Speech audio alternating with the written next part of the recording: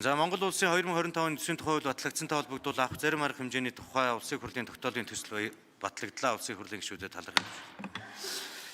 За улсын хурлын эрхэм гишүүдээ Монгол улсын үндсэн хуулийн 25 дугаар зүйл зааснаар улсын төсөв батлах нь улсын хурлын онцгой бүрийн эрх бөгөөд улсын их хурл төсвийг хэлэлцэх эрх мөн үүрэгтэй. Энэ чиглэлийнхээ хүрээнд бид өнөөдөр Монгол улсын 2025 оны төсвийг баталлаа. Бид төсвийн төслийг ямар хугацаанд яаж хэлэлцэх вэ гэдэг наривчилсан дэгтэй төсөв хэлэлцэх ажиллагаа бусад хуулийн төслийг хэлэлцэх үе шатаас өөр байдаг. Энэхүү төсвийн төслийг хэлэлцэхэд үүнийг иргэд маань анзаарч харсан байхаа. Харин улсын хурлын гишүүд хууль заасан энэ дэгээ баримтлах үүрэгтэй. Улсын хурлын гишүүдийн үг хэлэх үзэл бодлоо илэрхийлэх эрхийг ямагт хүндэтгэнэ. Гэхдээ гишүүд хууль заасны дагуу хэлэлцэх дэг гаргасан саналыг нь шийдвэрлэх, хууль эрх зүйн боломжийг зөв үнэлж тунгааж иргэд олон нийтийг бодиттой мэдээлэлээр хангаж байх хэрэгтэй.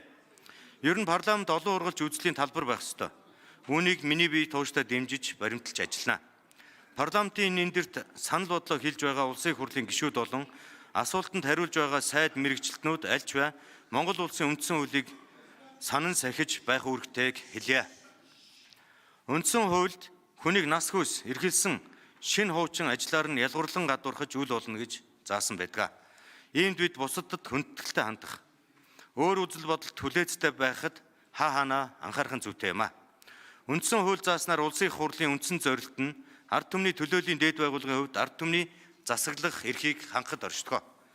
Тиймээс нээлттэй ил тод байх, цөөнхийн саналыг хүндэтгэн, асуудлыг олон ургалж үзэл бодлын үүднээс чөлөөтэй хэлэлцэж, олонхийн саналаар шийдвэрлэх зарчим чухал байдаг. Тиймээс улсын хурл өнөөдөр 2025 оны төсвийн хууль батлагдсантай холбогдуулан авах арга хэмжээний тухай тогтоолыг мөн баталлаа. Өнөөдрийн хүргэсэн үр дүнг бэхжүүлэх, эдийн засгийн өсөлт сэргэлтийг хадгалж цаашид тогтвортой авч явах нь улсын хурлын гишүүн бүрийн чин эрмэлзэл байгаа гэдэгт огт эргэлзэхгүй байна. Улсын хурлын гишүүдийн зүгээс 2025 оны төсвийн төслийг олон талаас нь шүүн хэлэлцэж, засгийн газраас дэвшүүлсэн арга хэмжээнүүдийн эренб дистралыг нэгтлэх талаар олон санал шаардлага гарлаа. Ийм төсвийн доктортой байдлын тухай хуулийг үндэслэн энэхүү батлагдсан 2025 оны төсвийг макро эдийн засгийн төлөв байдалд болон төсвийн тусгай шаардлагыг баримтлахад нөлөөлийн талаар үнэлгээ хийж үр дүнг танилцуулахыг засгийн газарт даалгаж байгаамаа. Түүнчлэн хилцүүлгийн явцад хөндөгдсөн олон асуудлуудыг засгийн газраас дахин нягтлж төсвийн тодтголын төслийг өргөн мэдүүлэх асуудлыг үүрэг болгож тогтоол батлагдсан. Татвар төлөгчдийн мөнгийг үр ашигтай хяналтайгаар захиран зарцуулахын тулд төсвийн төлөвлөлтийг сайжруулж, нийгэм эдийн засагт үзүүлэх нөлөөллийг зөв үнэлж, эдийн засгийн бодлого хоорондын нийцлийг зөв хангаж ажиллах дээр засгийн газар анхаарах ёстой.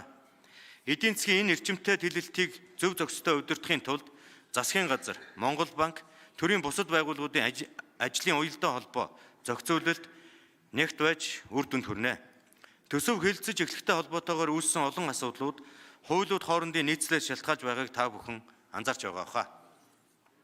Төсвийн гүйцэтгэл, төсвийн хүрээний мэдгдэл, төсвийн төслийг боловсруулах, өргөн мэдүүлэх, хэлэлцэх, батлагдах, хүртлэх энэ шат дарааллын цаглбарыг жигдрүүлж, ойлгомжтой болгох асуудлаар улсын их хурл, засгийн газар, парламентын судалгаа хөгжлийн хүрээлэн, төсвийн доктортой байдлын зөвлөл хамтран ажиллах болно. Дахин хэлэхэд улсын их хурл бол асуудлыг олон ургалж үзэл бодлын үүднээс чөлөөтэй хэлэлцэх зарчмыг баримталж ажиллах ёстой. Энэ зарчмыг баримталж бид өнөөдөр 2025 оны төсвийн хуулийг хэлэлцэн хууль заасан хугацаанд нь баталж чадлаа. Уг асуудлаар ажил хэрэгчээр хандсан нийт улсын их хурлын гишүүд, засгийн газрын гишүүд, ажлын хэсгийн гишүүдтэй талархал төвшүүлье. Та бүхэндээ ажлын амжилт хүсье.